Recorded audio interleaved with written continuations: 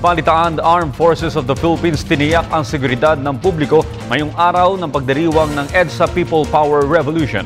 Habang red alert, itinaas sa Campo Aguinaldo sa lungsod ng Quezon. Para sa detalye, balitaan mo kami Julius Disambro.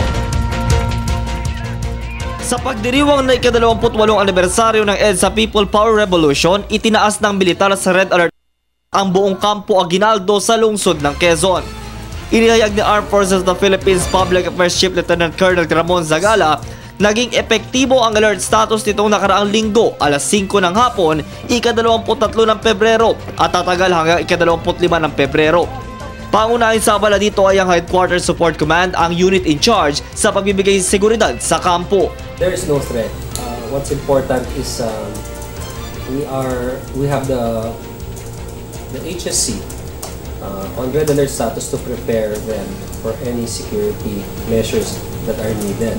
Dagdag paliwanag pa ni Colonel Zagala na pasok din kasi sa boundary ng Aguinaldo ang People Power Monument, kaya tama lamang ang pagtataas ng alert level. Kapag itinaas sa red alert status, ibig sabihin nito ay lahat ng tauhan ay naka-standby at naghahandang sakaling may emergency. Ngunit nilinaw ng opisyal na wala naman silang namomonitor na anumang banta, lalo sa seguridad.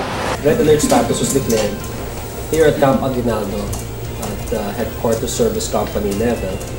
This is because, as you know, People Power Shrine is located within the environs of the General Headquarters.